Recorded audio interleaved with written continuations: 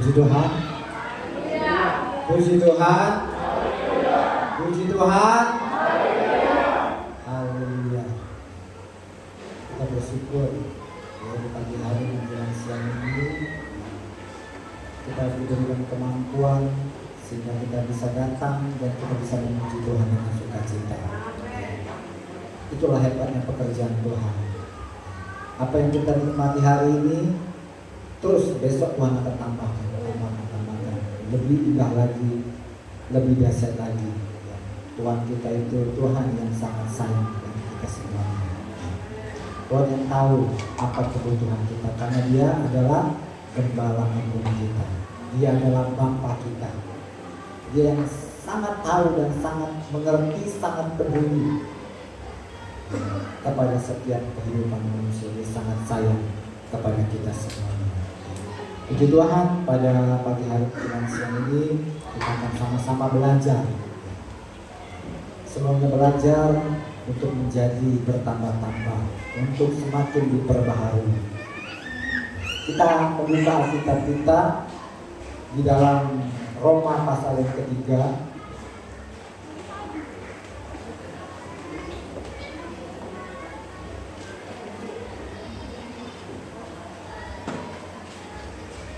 Roma pasal yang ketiga.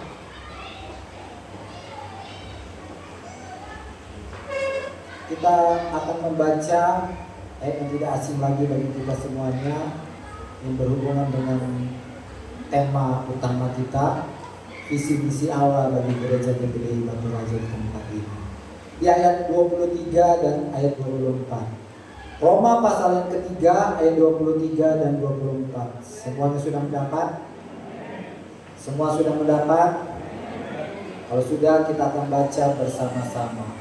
Hitungan yang ketiga, 2, 3. Karena semua orang telah berbuat dosa dan telah kehilangan kemuliaan Allah, dan oleh kasih karunia telah dibenarkan dengan cuma-cuma karena penebusan dalam Kristus Yesus. Puji Tuhan, silakan.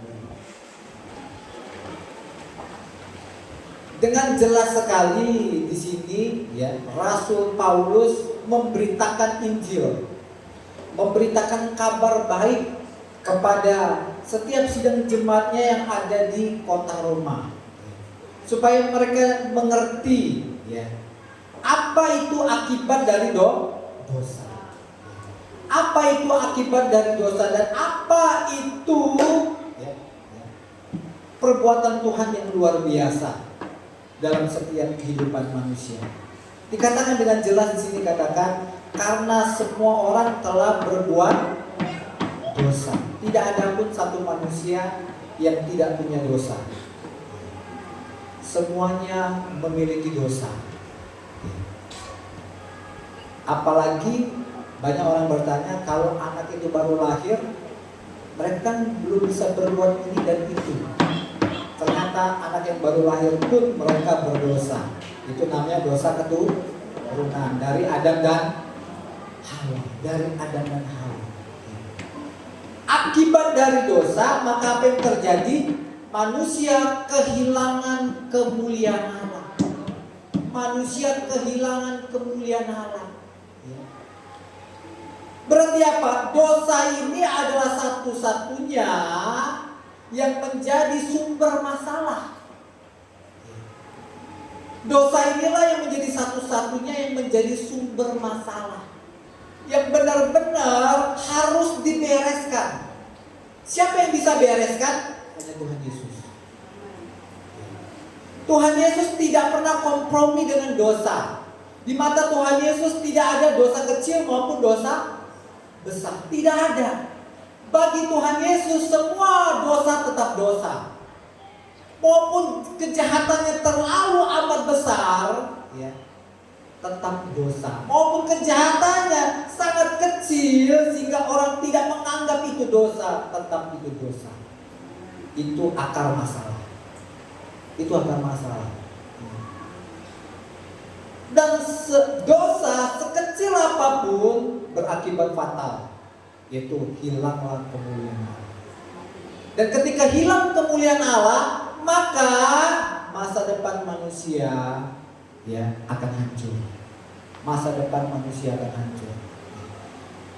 Kita bisa ya, kita sebagai anak-anak Tuhan GPD Batu Raja sudah belajar ya, membaca Alkitab di dalam 1 Samuel. Kalau kita belajar, mendengarkan, membaca, kita akan mengerti apa itu bahayanya ya. Apa itu bahayanya ketika hilang kemuliaan Allah pada waktu zaman Imam Eli. Ketika Imam Eli ini tidak berfungsi ya, dan membiarkan anak-anaknya menyepelekan tentang dosa, mereka makan persembahan yang dikhususkan untuk Tuhan, mereka tidak berbuat sesuai dengan cara Tuhan ya. Daging yang seharusnya dipanggang mereka langsung minta, langsung rampas dari orang lain. Bahkan anak-anaknya ya bersetubuh dengan wanita-wanita di dalam bait Allah. Ya. Mereka menyepelekan tentang dosa. Ya. Sedangkan Imam Eli tidak menegur anak-anaknya, bahkan Imam Eli ya memanfaatkan ya tugasnya sebagai imam untuk menggemukkan badannya sehingga dia sangat gemuk. Itu yang terjadi. Berulang-ulang kali Tuhan menasihati Imam Eli dan anak-anaknya, namun mereka tidak mau bertobat. Apa yang terjadi? Akhirnya apa? Mereka diserang oleh musuh. Dan ketika mereka diserang oleh musuh ya, mereka kalah. Ribuan orang meninggal. Akhirnya mereka terpikir bahwa jalan keluarnya mereka harus membawa yang namanya tabut Allah. Mereka lupa bahwa kunci kemenangan mereka gambarkan adalah kunci kemenangannya harus ada tabut Allah bersama mereka. Dan ketika mereka menyuruh imam membawanya, terutama anak-anak Imam Lewi, dan ketika anak Imam Lewi membawanya, maka setelah sampai pada tujuan, apa yang terjadi? Semua tentara Israel bersorak-sorai. Bersorak-sorai kegirangan, sehingga sorak-sorai ini membuat lawan menjadi takut. Belum pernah kami mendengar suara sorak-sorai ini yang begitu kuat, yang begitu merdu, yang begitu menakutkan bagi mereka. Itu yang terjadi. Akhirnya apa?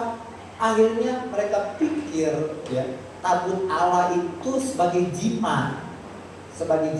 Mereka pikir ya pasti menang. Padahal apa? Padahal apa yang terjadi? Mereka kalah besar. Di situ Allah tidak membela mereka. Kenapa? Karena mereka menyepelekan dosa, berkompromi dengan dosa. Pada akhirnya apa? Yang paling pahit apa yang terjadi? Yang paling pahit terjadi bahwa tabut itu dirampas. Tuhan tidak mau lagi tinggal di antara orang Israel. Tuhan tidak mau lagi tinggal di antara orang Israel. Dia dirampas, dibawa ke daerah Filistin. Itu yang terjadi. Itu bahayanya dosa, membuat Allah pergi dari antara orang Israel. Itulah artinya hilang kemuliaan Allah. Berarti apa? Allah tidak lagi tinggal bersama dengan orang Israel. Itu artinya. Ketika Allah tidak tinggal ya bersama-sama lagi dengan Israel, maka apa? Kehancuran yang lebih besar, ya, kengerian yang lebih besar, penderitaan yang lebih besar harus mereka tanggung sendiri. Ya, mari kita baca. Ya, 1 Samuel pasal yang keempat.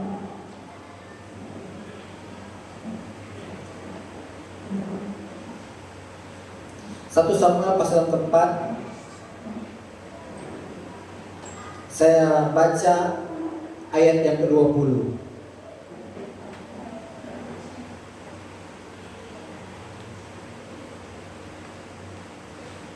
Saya baca mulai dari ayat 19 saja. 1 1 Samuel pasal 4 ayat 19 sampai 22. Adapun menantunya perempuan, istrinya Pinehas, itu anaknya Imam Eli, sudah hamil tua ketika didengarnya kabar itu bahwa tabut Allah telah dirampas dan mertuanya laki-laki serta suaminya telah mati. Duduk ia berlutut lalu bersalin, sebab ia kedatangan sakit beranak.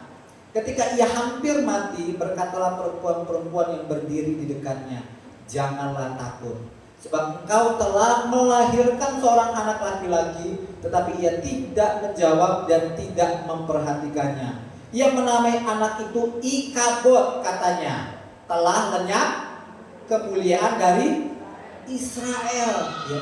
Karena tabut Allah sudah dirampas dan karena mertuanya dan suaminya katanya telah lenyap kemuliaan dari Israel, sebab tabut Allah telah dirampas. Itu yang terjadi. Tabut Allah telah dirampas alias kemuliaan Tuhan sendiri tidak lagi ada bersama dengan mereka. Akhirnya apa? Imam Eli yang terus diperingatkan oleh Tuhan tidak mau bertobat, akhirnya meninggal. Gak butuh berperang. Imam Eli gak perlu berperang, tapi dia tiba-tiba meninggal pada waktu dia duduk. Begitu juga istri Pinehas meninggal pada waktu melahirkan. Itu yang terjadi. Dampak mengerikan. Dosa itu dampaknya sangat mengerikan ketika kita sepelekan tentang dosa. Maka apa? Maka Allah tidak lagi bersama-sama dengan kita. Allah meninggalkan orang Israel. Allah meninggalkan orang Israel. Allah rela dirinya dirampas oleh orang Filistin. Itu yang terjadi. Namun apa? Ketika Allah ada di antara orang Filistin, ternyata apa? Ternyata Allah bisa membela dirinya sendiri. Ternyata Allah bisa membela dirinya sendiri. Sehingga apa? Sehingga ya, tabut Allah ditempatkan bersama-sama dengan dewa-dewa, patung dewa-dewa orang Filistin. Semua patung dewa itu kalah, ya, hancur, jatuh. Ya. Itu terjadi. Maka apa? Bukan itu aja yang terjadi. Mereka kena musibah, mereka kena kutuk, mereka kena yang namanya ya, sesuatu bermacam-macam penyakit, bahkan kematian melanda mereka. Itu terjadi. Kita ini bukan pembela. Kita tidak bisa bela Tuhan. Tuhan bisa bela dirinya sendiri. Gak perlu pakai manusia membela. Itu yang terjadi. Allah meninggalkan orang Israel. Itulah dampak kalau kita menyepelekan tentang dosa. Itu yang terjadi. Dan Allah tahu semua manusia ini berdosa. Semua manusia ini berdosa. Karena itu di dalam perjanjian lama, dalam perjanjian lama, Allah itu digambarkan sebagai tabut yang tinggal di dalam bait Allah. Khususnya dia ada di dalam ruang maha kudus. Itu terjadi.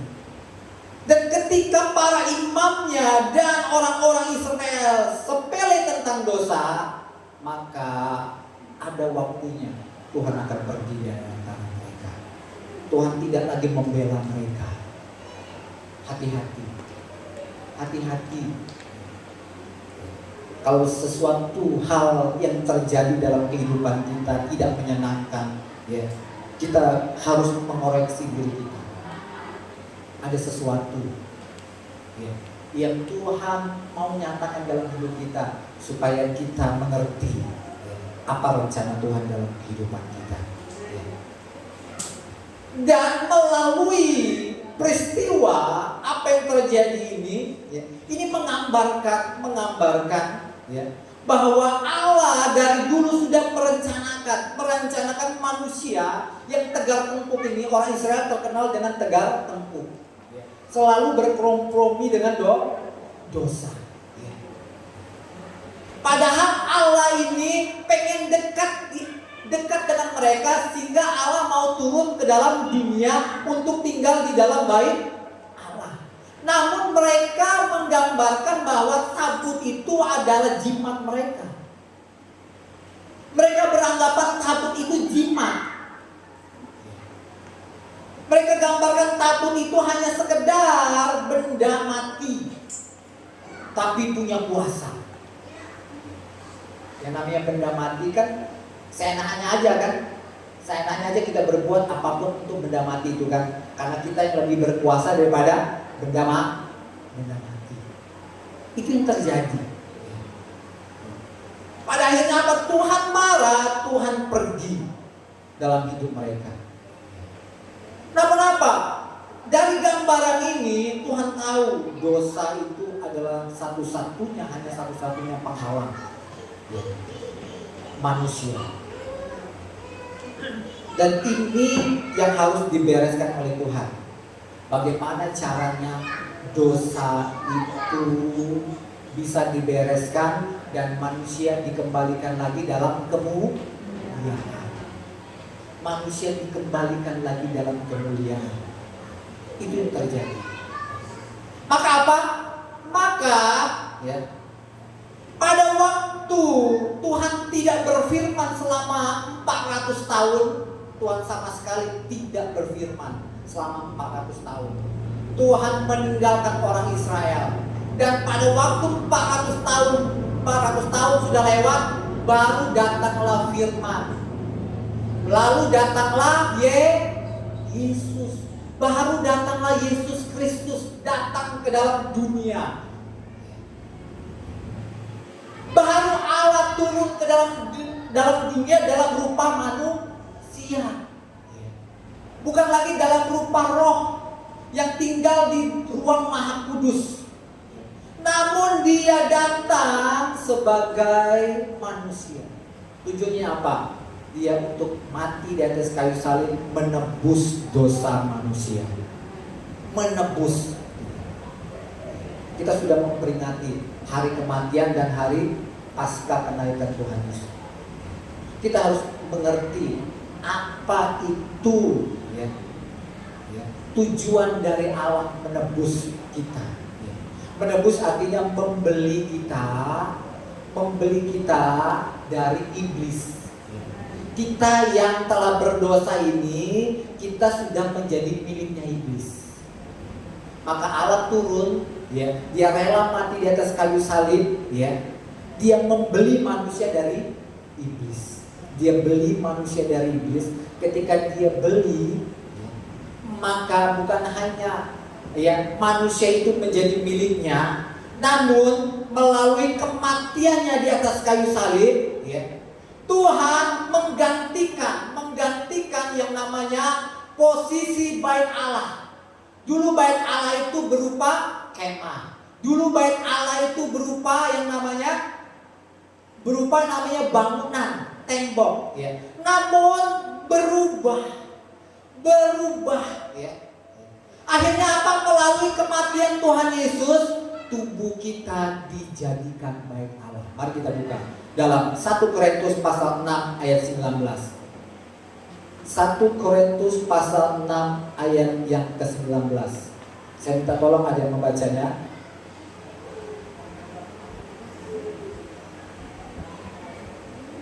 1 Korintus pasal 6 ayat ke-19. Kalau tidak ada, kita akan baca bersama-sama saja. Kita baca bersama-sama 2, 3. Atau tidak tahukah kamu bahwa tubuhmu adalah bait Roh Kudus yang diam di dalam kamu, Roh Kudus yang kamu peroleh dari Allah, dan bahwa kamu bukan milik kamu sendiri. Bukan hanya sekedar dia membeli, tetapi dia menjadikan tubuh kita ini adalah bait Allah. Adalah rumah Allah. Ketika kita resmi jadi rumahnya Allah, maka apa? Maka Yesus harus pergi ke surga. Yesus harus pergi surga. Kenapa? Karena rumah Allah ini harus ada yang tinggal.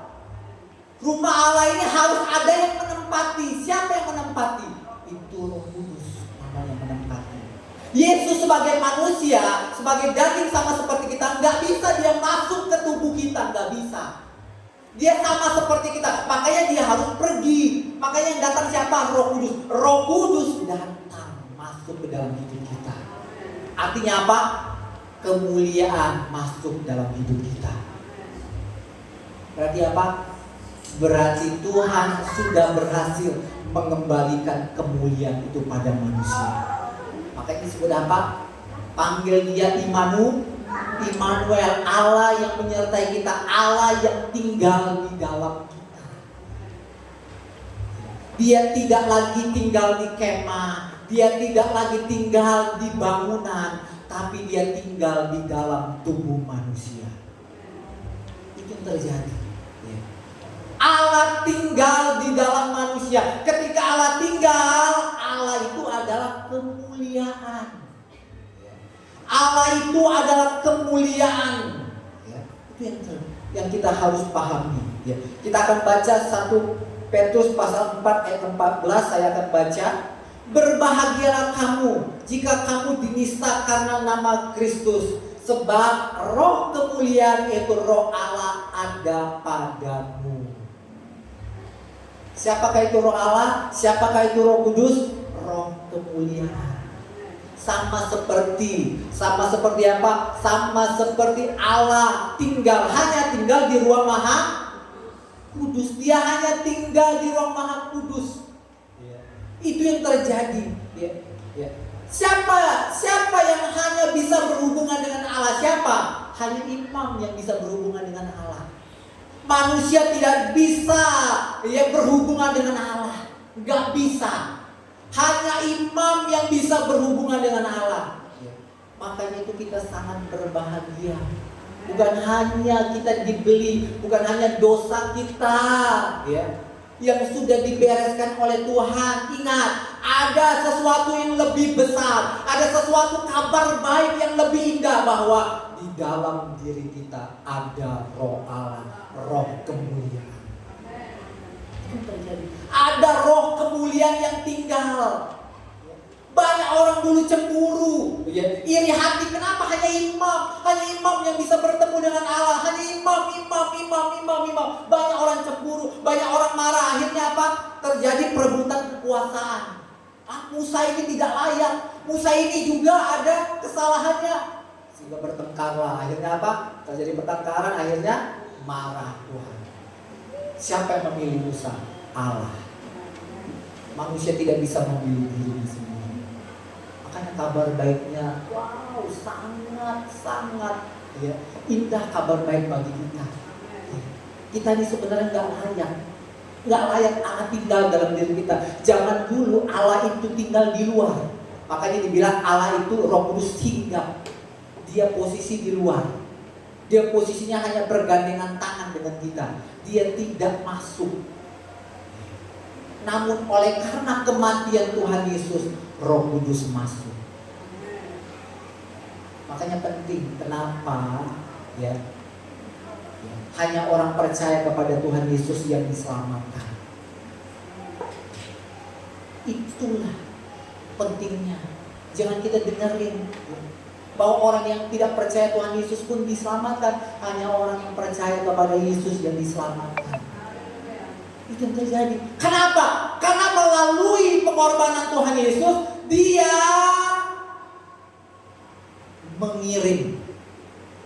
mengirim Roh Kudus tinggal dalam hidup kita.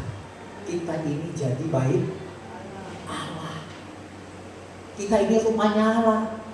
Berarti Roh Kudus tinggal. Roh Kudus itu Allah. Dia pemilik hidup kita. Kalau kita beli rumah, kita pasti tinggalkan di rumah itu kan? Karena aku yang sudah membelinya, memilikinya. Begitu juga Allah harus tinggal di dalam hidup kita.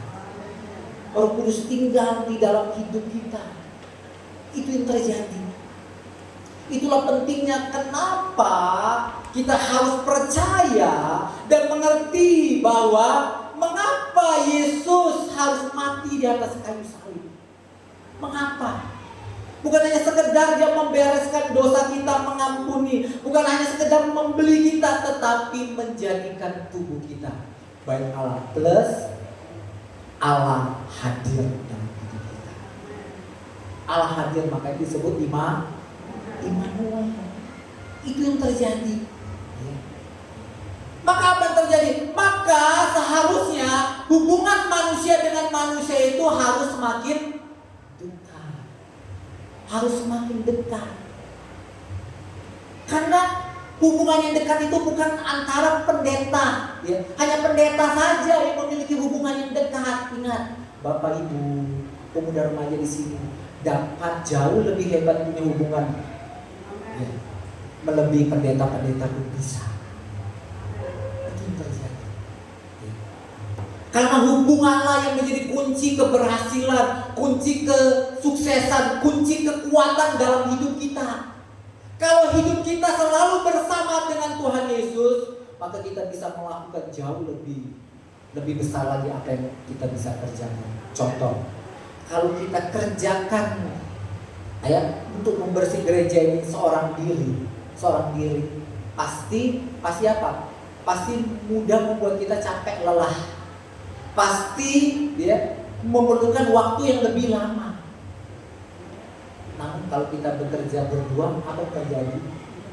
Pekerjaan itu akan menjadi lebih ringan, lebih cepat selesai. Begitu juga dengan kita. Kalau kita selalu bersama dengan Tuhan, selalu bergaul dengan Tuhan, yaitu dengan Roh Kudus. Roh Kudus tinggal dalam hidup kita. Selalu bergaul dengan Dia. Maka apa? Gak perlu kita lama-lama untuk memperoleh keberhasilan itu. Lebih cepat kita memperoleh keberhasilan itu. Itu yang perlu terjadi. Apa yang kita kerjakan, pasti yang kita kerjakan itu benar-benar hasilnya lebih baik daripada seorang diri. Itu yang terjadi. Kita ini perlu seseorang. Siapa itu? Pribadi Roh Kudus. Kita jangan bekerja solo kalir, ya. Jangan bekerja sendirian.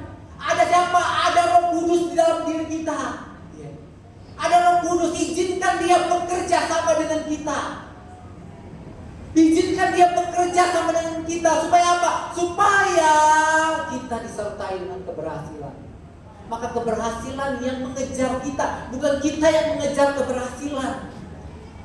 Bukan kita yang mengejar kesuksesan, tapi kesuksesan yang mengejar kita. Bukan kita yang mengejar kekuatan, tapi kekuatan yang mengejar kita. Kenapa? Kita bersama dengan Roh Kudus. Itu terjadi. Banyak orang tidak mengerti apa dampak, ya, ketika Roh Kudus tinggal dalam hidup kita. Tinggal dalam hidup kita. Dan ketika kita percaya Yesus Kristus adalah Tuhan dan Juru Selamat, ya, maka para murid-muridnya diajarin apa? Doa yang pertama kali diajarin oleh Tuhan Yesus apa? Bapa kami yang di sorga. Ini pasti mengagetkan para murid-muridnya, karena ini sangat bertentangan dengan kebiasaan adat istiadat orang Israel. Kalau orang Israel panggil Allah siapa? Yahweh, Yehova, atau mati di HWH, tak bisa dibaca. Mereka memanggil Allah demikian. Namun ketika baru pertama kali Allah mengajarkan kepada murid-muridnya, apa yang diajarkan? Bapa kami di surga. Gak perlu lagi panggil Yehova, gak perlu lagi panggil Yahweh. Dia panggil Bapa. Perubahan terjadi, sesuatu yang baru terjadi. Berarti apa? Ada yang namanya hubungan yang sangat dekat. Ketika kita percaya sama Tuhan Yesus, Roh Kudus mengajari kepada kita, sehingga Roh Kudus itu memampukan kita memanggil Allah Abba Bapa. Itu artinya itu hubungan antara anak dengan bapa. Hubungan yang mesra, hubungan yang harmonis, hubungan yang dekat. Tuhan mengajarkan yang penting apa? Hubungan anak-anakku, hubungan. Bapa itu lebih mementingkan hubungan. Bapa tidak memerlukan kau kaya, Bapak nggak memerlukan kita pintar, yang penting hubungan. Karena semuanya itu akan ditambahkan oleh Tuhan Yesus ketika hubunganmu erat dengan Bapa di sorga. Itu yang terjadi. Itu sesuatu yang baru bagi murid-muridnya, diajarkan. Ya. Ketika orang mengerti bahwa statusku adalah anak. Statusku adalah anak. Aku anak, dan di dalam diriku ada pribadi Allah, yaitu Roh Kudus. Apa tujuan Roh Kudus? Apa tujuan Roh Kudus tinggal dalam diri kita? Yaitu dia membereskan segala dosa-dosa yang tersembunyi, menginsafkan segala dosa-dosa yang tersembunyi. Allah tahu anak-anak ini sangat penting dan berharga bagi Bapa di sorga. Makanya itu dia datang masuk untuk membereskan kehidupan manusia sehingga manusia bisa lebih dekat dengan Tuhan. Makanya apa dikatakan oleh Tuhan ketika orang datang kepada Tuhan Yesus, ya, apa pesan Tuhan Yesus ketika dia terakhir kali naik ke sorga? Jadikanlah semua bangsa itu muridku. Ini berhubungan anak-anak yang sudah yakin, yang sudah beriman bahwa aku adalah anak. Berarti apa? Dia harus belajar. Ada di sini orang tua yang tidak menyekolahkan anak-anaknya. Ada di sini walaupun susah cari duit, tetap diusahakan dan sekolah. Tetap diusahakan orang tua, ibu-ibu, walaupun susah cari duit tetap disekolahkan anak-anak. Bapak-bapak, walaupun sulit tetap disekolahkan. Karena dengan sekolah, ya, belajar anak-anak kita bisa jadi pinter, bisa makin hari makin dewasa. Begitu juga, kenapa Roh Kudus harus tinggal dalam hidup kita? Karena Roh Kudus mau mengajari kita, mau mendidik kita.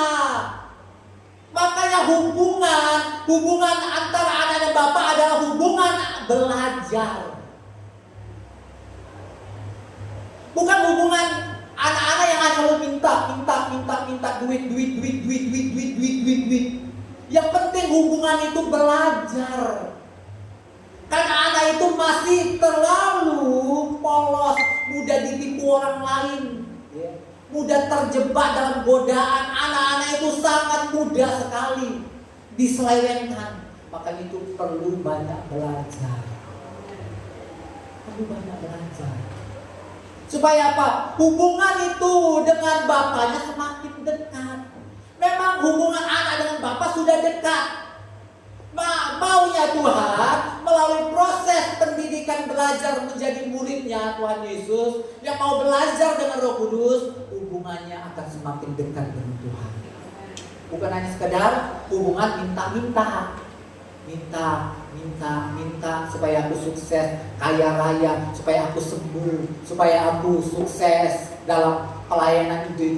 Urusan itu banyak urusan lagi yang Tuhan mau percayakan dalam hidup kita. Ketika apa? Ketika kita belajar semakin kita mengerti apa maunya Tuhan dalam hidup kita. Itu terjadi. Kalau tidak mengerti, Tuhan tidak mau mengajarkan kepada mereka. Tuhan tidak mau. Yang Tuhan mau belajar dulu supaya kau mengerti. Itu terjadi. Tuhan tidak mau. Hubungan itu hanya dimanfaatkan. Anak seperti itu setelah dapat dari orang tuanya, habis itu orang tuanya ditinggalkan kan? Banyak anak-anak seperti itu kan? Ya kan? Anak-anak itu seperti itu. Oh minta ini Pak, minta ini ya, minta ini. Tapi habis itu lari, tinggalkan orang tua. Itu seperti itu. Bahaya anak-anak itu seperti itu. Tapi Tuhan tahu anak-anak ini tidak boleh dibiarkan selalu tetap jadi anak-anak. Walaupun kita sudah besar, walaupun kita sudah berumur 20 tahun, 30 tahun, 70 tahun, 80 tahun, Tuhan tahu apakah kita ini masih anak-anak atau orang dewasa. Itu terjadi. Banyak orang sepele ya, tentang belajar bersama dengan Roh Kudus. Sepele untuk memiliki hubungan dengan Roh Kudus. Itu terjadi. Makanya banyak orang Kristen walaupun sudah berpuluh-puluh tahun masih tetap anak. Itu terjadi. Masih tetap anak-anak. Tuhan mau anak-anaknya tadi yang sudah dibekali dengan guru agung siapa? Roh Kudus. Dia mengajar sejati kita. Dia mengajari kita supaya kita semakin dewasa di dalam Tuhan. Itu yang terjadi. Mari kita baca di dalam 2 Korintus pasal yang ketiga. 2 Korintus pasal yang ketiga ayat ke-18 saya membacakannya. Dan kita semuanya mencerminkan kemuliaan Tuhan dengan muka yang tidak terselubung. Dan karena kemuliaan itu datangnya dari Tuhan yang adalah Roh, maka kita diubah menjadi serupa dengan gambarnya dalam kemuliaan yang semakin besar. Itulah tujuan. Ketika ada kemuliaan di dalam diri kita, ya, dia tidak puas. Dia mau kemuliaannya itu semakin bersinar, semakin besar. Apa tujuannya? Ketika kemuliaan itu, terang itu menyinari hati dan pemikiran kita, maka menjadikan kita serupa dengan gambarnya. Maka kita menjadi serupa dengan gambarnya. Siapakah itu gambarnya? Yesus Kristus. Dialah gambaran yang sempurna. Dialah gambaran yang sempurna. Dialah anak. Ketika dia datang ke dalam dunia, dia dipanggil sebagai anak Allah. Begitu juga dengan kita. Kita juga anak Allah. Patokan kita hanya kepada Yesus Kristus. Dia anak-anak, ya. Sebelum dia masuk dalam pelayanan setelah berumur 30 tahun, Yesus mempersiapkan diri, dididik oleh Roh Kudus. Dididik oleh Roh Kudus sebelum dia masuk dalam pelayanan. Dan ketika dia masuk dalam pelayanan, selalu dia dididik oleh Roh Kudus, dituntun oleh Roh Kudus. Itu yang terjadi. Tirulah apa yang seperti Yesus, gambaran kemuliaan, bahwa Yesus itu sama seperti kita, manusia 100%, tetapi dalam dirinya ada roh kemuliaan, yaitu Roh Kudus. Ada terus. Makanya hubungan Yesus dengan Roh Kudus, hubungan dengan Yesus dengan Bapaknya itu sangatlah dekat. Sangatlah dekat hubungan itu. Ketika Yesus sebagai manusia 100% dididik, akhirnya apa? Akhirnya dia semakin hari semakin dewasa. Apa tandanya orang itu semakin dewasa? Yaitu Roh Kudus mendidik kita supaya kita dewasa, supaya kita menjadi satu. Kita menjadi imam. Yesus Kristus adalah imam besar. Yesus Kristus adalah imam besar. Dia anak, tapi dia dilatih, dididik untuk menjadi imam besar. Makanya di dalam Petrus panggilan kita apa? Panggilan kita untuk menjadi imamat yang rajin, menjadi imam. Itu panggilan kita. Yang kedua apa? Yesus sebagai nabi. Yesus sebagai nabi. Yang ketiga apa? Yesus selalu hidup dalam pimpinan Roh Kudus. Ketiga hal ini yang membuktikan bahwa Yesus sudah menjadi orang yang dewasa di dalam Tuhan. Sudah menjadi orang dewasa. Dan orang ketika kita sampai kepada ketiga hal ini, menjadi imam, menjadi nabi, menjadi orang yang selalu dipimpin Roh Kudus, kita menjadi sahabatnya Allah. Kita menjadi sahabatnya Allah. Kenapa? Karena hanya imamlah boleh masuk ke ruang Maha Kudus. Hanya imamlah yang beroleh kedudukan yang sangat dekat dengan Tuhan. Makanya kita dipanggil. Tidak bersyukur kalau kita dipanggil jadi imam. Kenapa? Supaya hubungan kita dengan Tuhan semakin dekat. Kita menjadi sahabatnya Tuhan. Itu yang terjadi. Kita menjadi sahabat-sahabatnya Tuhan. Kenapa? Karena hanya sahabatlah yang bisa dipercaya. Karena sahabatlah yang bisa dipercaya. Anak-anak nggak bisa dipercaya. Anak-anak nggak bisa dipercayakan kepercayaan yang besar, nggak bisa. Rusak itu terjadi. Contoh, kalau kita punya anak, kita punya cucu, ya, kita tidak akan mau mempercayakan uang 1 juta setiap hari untuk jajan mereka. Ada di sini opung-opung, ada bapak-bapak, ibu-ibu mempercayakan anaknya setiap hari kasih duit jajan 1 juta. Ada. Kenapa? Karena orang tua tahu bahwa ketika aku kasih terus uang 1 juta, bahaya bagi anak ini. Bahaya bagi anak ini. Kita orang tua aja ngerti. Kalau anak pasti senang nggak dikasih uang? Senang, 1 juta banyaknya deh. 2 juta, 10 juta tiap hari, 1 miliar tiap hari, senang. Anak-anak senang. Tapi anak-anak nggak ngerti apa dampaknya ketika mereka dapat uang itu setiap hari. Betul? Anak-anak nggak bisa ngerti. Nggak ngerti. Enok juga nggak bisa ngerti. Apa bahayanya? Bahayanya ketika apa? Ketika dia harus memegang uang. Setiap hari uang banyak. Anak itu bisa dicuri.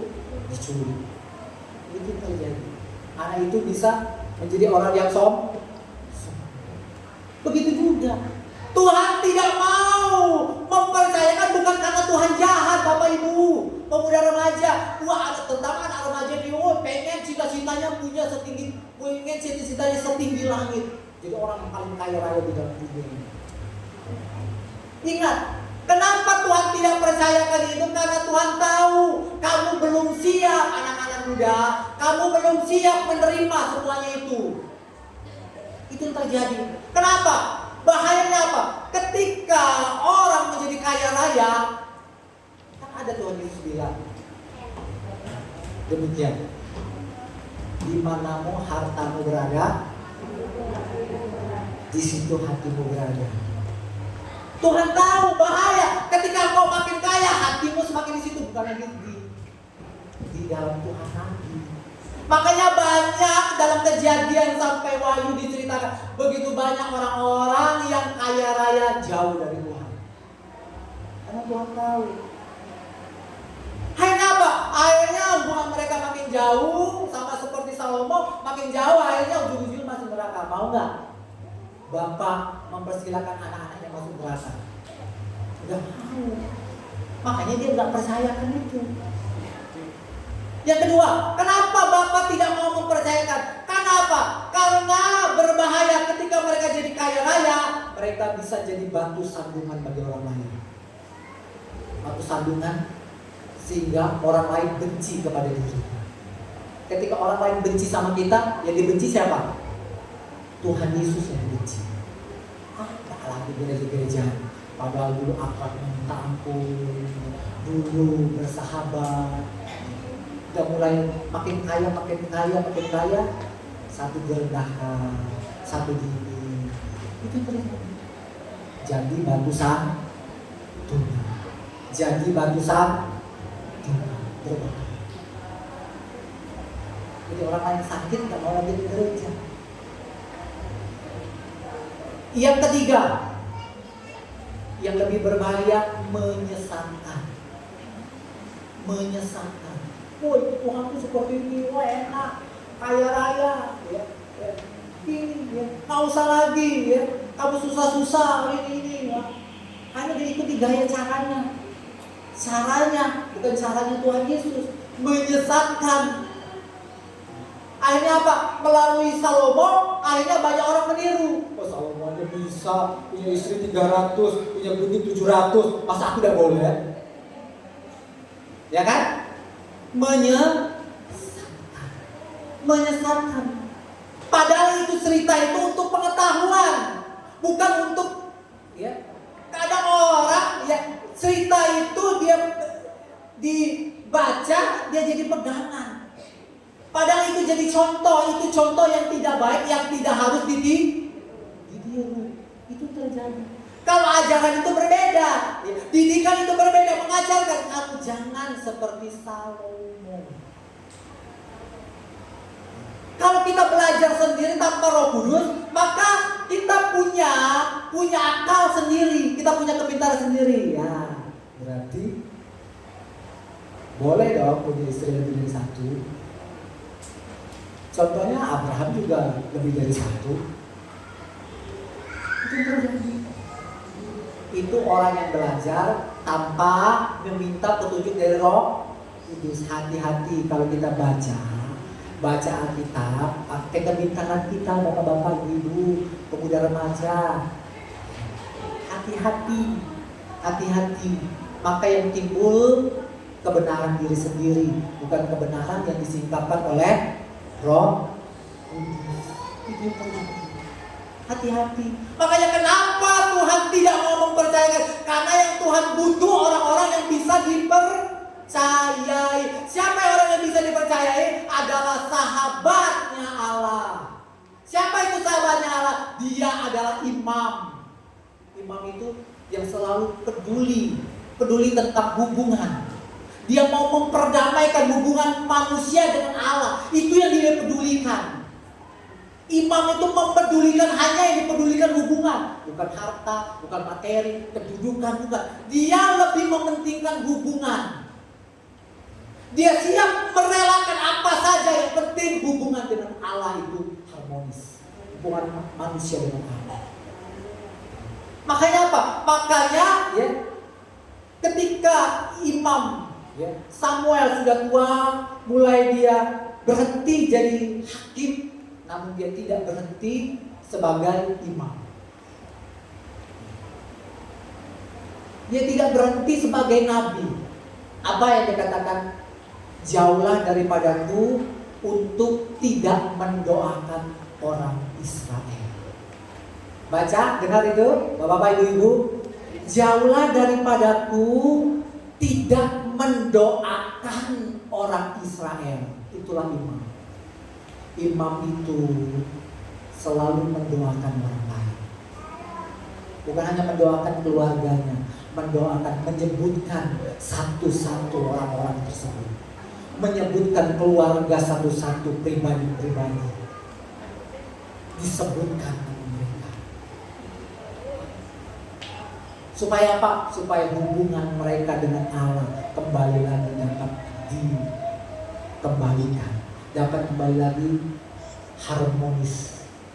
Itu terjadi. Imam itu demikian, imam itu setiap hari pasti berdoa, mendoakan. Terutama kita keluarga GPDI, mendoakanlah, saling mendoakan sesama keluarga GPDI. Doakan juga keluarga-keluarga kita yang belum percaya. Itu tanggung jawab kita. Kalau kita melakukan itu, maka hubungan kita dengan Tuhan semakin dekat, bapak-bapak, ibu-ibu, bukan semakin jauh. Itu yang terjadi. Bukan hanya hubungan kita dengan Tuhan yang semakin dekat, namun melalui doa itu, lama-kelamaan hubungan kita dengan sesama juga semakin baik. Kenapa kita menyebutkan nama mereka? Maka ketika mereka sadar bertobat, hubungan kita dengan orang lain itu juga dekat. Kenapa? Dia sudah dekat. Kalau orang yang dekat dengan Tuhan, pasti dia dekat juga dengan orang-orang yang dekat dengan Tuhan. Itu terjadi. Makin lebih dekat. Sesama orang dekat dengan Tuhan pasti dekat. Amin. Sesama orang dekat dengan Tuhan pasti dekat. Ya. Tapi kalau mengaku dirinya orang dekat dengan Tuhan, tapi tidak dekat dengan orang lain, itu dicurigai. Itu dicurigai. Makanya hati-hati. Ya, mengaku diri kita sudah dekat dengan orang lain, tapi kita tidak dekat dengan orang lain. Mengaku diri aku sudah dekat dengan Tuhan, namun dengan orang lain tidak dekat. Itu yang terjadi. Belajar, salah minta maaf, perbaiki. Itu yang Tuhan mau. Perbaiki hubungan itu. Perbaiki hubungan itu dengan Tuhan, sehingga ada sesuatu hal yang lain lebih besar lagi terjadi. Yang kedua, ya tadi imam, yaitu kedua nabi. Kita baca di dalam Yakobus pasal yang kedua. Yakobus pasal kedua ayat 23, saya akan membacanya. Yakobus pasal yang kedua ayat 23. Dengan jalan demikian genaplah nas yang mengatakan, lalu percayalah Abraham kepada Allah, maka Allah memperhitungkan hal itu kepadanya sebagai kebenaran. Karena itu Abraham disebut sahabatnya. Itu terjadi. Mengapa Abraham menjadi sahabatnya Allah? Karena dia orang percaya. Bapak orang beriman, Bapak orang percaya. Semakin kita percaya sama Tuhan, semakin kita jadi sahabatnya Tuhan. Itu yang terjadi. Ya. Kenapa? Karena ya, Abraham itu juga dikenal sebagai sebagai nabi. Nabi itu terkenal dengan apa? Dengan imannya, terkenal dengan nubuatannya. Dalam Korintus dikatakan apa? Hai anak-anakku, jangan kamu hanya puas untuk dikaruniakan berbahasa roh, karena bahasa roh itu adalah tanda untuk orang yang tidak beriman, tanda untuk orang yang belum percaya. Namun mintalah karunia kepada Allah Bapa di sorga, supaya kamu dikaruniakan karunia bernubuat. Imam identik dengan nubuat. Karena nubuat itu adalah setiap yang didengar dari Allah, setiap yang disampaikan adalah perkataan yang membangun. Dan nubuat itu ketika kita sedang berkumpul bersama-sama, ada yang berbahasa roh, tetapi ada satu orang yang bernubuat, menyampaikan pesan Allah, dan pesannya itu membangun banyak orang. Kalau bahasa roh, membangun diri sendiri. Kalau karunia nubuat, membangun semua orang yang mendengarnya. Perkataan itu adalah perkataan membangun. Makanya ya, kenapa Nabi itu dipercayakan? Karena setiap perkataan disampaikan oleh Nabi adalah perkataan yang membangun. Itu yang terjadi. Mengapa saya minta untuk dipercayakan? Sebab untuk saya dipercayakan karunia nubuatan. Supaya apa? Supaya saya bisa membangun orang lain. Itu tujuannya. Orang yang dewasa tujuannya tidak lagi membangun dirinya. Ya. Orang dewasa tujuannya membangun orang lain. Supaya orang lain dibangun. Bukanlah bisnisnya yang dibangun. Bukanlah soal sekolahnya yang dibangun. Namun hubungannya dengan Tuhan yang dibangun. Hubungan antara manusia dengan Tuhan yang harus dibangun. Perkataan itu perkataan yang membangun. Perkataan yang memiliki kuasa. Tidak menyakitkan orang lain, tidak membunuh orang lain, tidak membuat sedih orang lain. Itu yang dibutuhkan. Itu yang dibutuhkan Tuhan Yesus. Tuhan Yesus sedang mencari siapa orang-orang yang bisa dipercaya. Siapa itu yang peduli. Banyak orang-orang yang sedang sakit hati beroleh penghiburan kekuatan. Siapa orang-orang itu yang mau peka denganku, supaya banyak orang yang lebih diselamatkan lagi oleh Tuhan.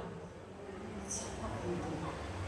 Tuhan mencari orang-orang yang bisa dipercaya, yang menangkap visi-visi Allah melalui kemuliaan ini. Tuhan tahu kemuliaan itu supaya kita makin mengerti kemuliaan yang lebih besar lagi. Karena Tuhan sedang mencari siapa yang bisa dipercaya ini. Hanya orang-orang yang bisa dipercaya itu melalui progres. Progres melalui apa? Melalui belajar. Walaupun hari ini kita salah melakukannya, belajar ulangi lagi, perbaiki lagi. Memang kita seringkali salah. Namun apa? Kasih Bapa mengampuni kalau kita datang minta ampun kepada Tuhan.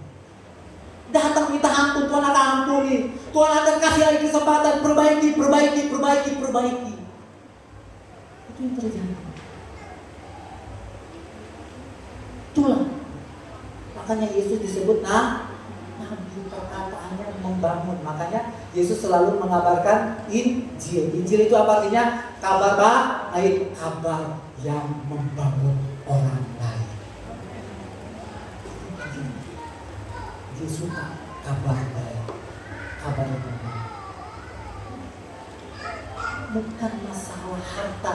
Harta itu tidak membangun roh kita, tidak membangun. Sekolah kita yang tinggi-tinggi, mau di sekolah di mana UI sekalipun, itu tidak membangun, tidak membangun. Firman Tuhan dan Roh Kudus yang membangun hidup kita. Itu yang kita butuhkan. Kenapa? Terlalu banyak masalah, tekanan, terutama hari-hari ini semakin jahat. Semakin jahat, semakin jahat. Kita tidak akan kuat, kita tidak akan kuat menghadapinya. Kita tidak akan kuat. Karena itu Tuhan tidak rela anak-anaknya jatuh. Akhirnya tidak berdaya. Tuhan mau melengkapi kita melalui karya Roh Kudus.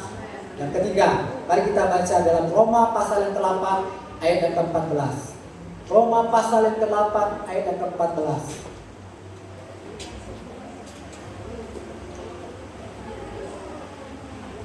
Sudah semua? Kita akan membaca bersama-sama 2, 3. Semua orang yang dipimpin oleh Roh Allah adalah anak Allah.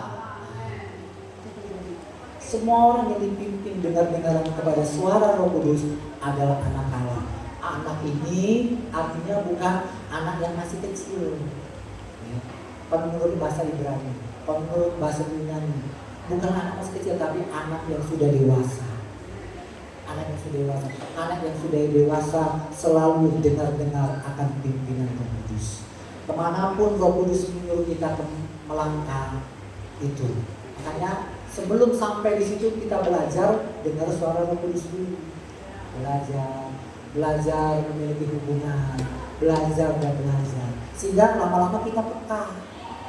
Sama seperti siapa? Samuel ketika masih kecil. Ketika dia dengar suara Tuhan, dia nggak tahu kan? Dia nggak tahu. Ya. Sampai siapa yang kasih tahu bahwa itu suara Tuhan?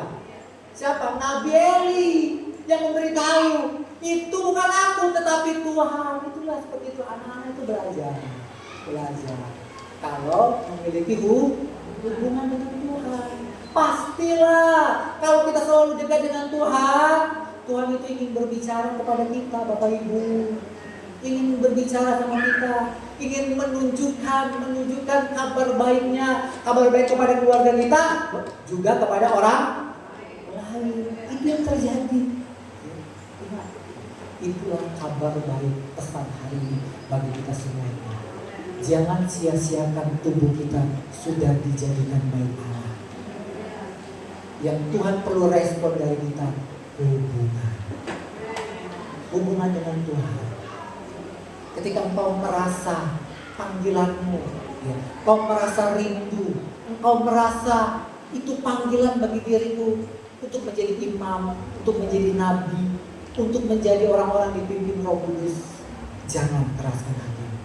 Ketika engkau sedang mengetuk, ketika Tuhan sedang mengetuk pintu hati bapak-bapak, ibu-ibu, saudara-saudaraku, aku ada di depan pintumu. Maukah kau menjadi imam? Maukah kau menjadi nabi? Maukah kau mau dengar-dengaran akan pimpinan Roh Kudus? Itu yang Tuhan sedang tunggu dalam hidup kita.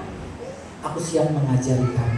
Aku tidak pernah bosan berhenti mengajarimu. Walaupun hari ini salah, ayo kita perbaiki bersama-sama. Ayo bergandengan bersama-sama dengan Roh Kudus. Jadikan dia sahabat. Ingat, Tuhan juga cemburu. Tuhan itu cemburu. Hati-hati kalau sudah cemburu, ya. Ketika bapak-bapak mulai cemburu kepada istrinya, apa yang dilakukan pertama kali? Ditegur, dinasihati dengan baik. Betul, bapak-bapak? Nggak langsung kasar kan sama istrinya? Baik, dinasihati. Itu terjadi. Lama-lama, kalau dia nggak mau dengar-dengaran, akhirnya marah. Akhirnya dia marah. Makanya apa kata Tuhan? Orang yang bersahabat dengan dunia ini akan menjadi musuhnya. Tuhan itu sendiri, kamu sama pekerjaanmu, kamu banyak yang waktu sama pekerjaanmu. Anak-anakku, kamu ini banyak niat waktu kamu bermain game. Anak-anakku, ingat Tuhan itu cemburu. Tuhan itu cemburu. Sedangkan kita dikasih waktu setiap hari berapa jam? 24 jam bapak-bapak, ibu-ibu, saudara-saudariku. Setiap hari kita dipercayakan 24 jam. Namun ternyata ada orang-orang yang sama sekali tidak mau datang kepada Tuhan dalam 24 jam. Ingat, Tuhan cemburu. Tuhan cemburu. Jangan sampai cemburunya jadi Jangan sampai cemburunya jadi Kenapa? Karena Tuhan sendiri dalam Yohanes pasal 8 dikatakan, tidak selama-lamanya anak tinggal di dalam rumah. Berarti apa? Kalau Tuhan sudah murka, Roh Kudus pergi dalam hidup kita. Habis kita. Habis kita. Tuhan ini kita memiliki hubungan yang semakin dekat. Tuhan melihat kita setiap hari. Tuhan, aku kenapa kamu bisa punya waktu yang demikian banyak, tapi sama aku setiap hari menunggu, menanti dengan sabar. Kapan itu? Itulah Tuhan sedang kata kita. Tuhan adalah Allah cemburu. Hati-hati. Tuhan, Dia peringati dengan lemah lembut awalnya. Kita tidak dengar-dengaran, semakin keras peringatan itu. Jangan sampai sudah terlambat. Kalau sudah terlambat apa? Tidak ada lagi gunanya. Tidak ada lagi gunanya untuk kita memperbaiki diri kita sendiri. Karena itu, jangan sia-siakan kabar baik yang Tuhan sudah usahakan dalam diri kita. Roh Kudus dalam diri kita. Puji Tuhan, demikianlah kebenaran firman Tuhan. Mari kita sama-sama bangkit berdiri. Kita angkat pujian. Kemanakah aku dapat pergi? Menjauhi Roh-Mu yang kudus. Dia adalah sahabat kita. Dia adalah guru yang mengajar kita, menginsafkan kita akan setiap kesalahan dan dosa kita. Tuhan sayang sama kita. Ingat bapak-bapak, ibu-ibu, saudara-saudariku, Tuhan sangat sayang. Karena itu Dia tinggal dalam hidup kita. Dia butuh hubungan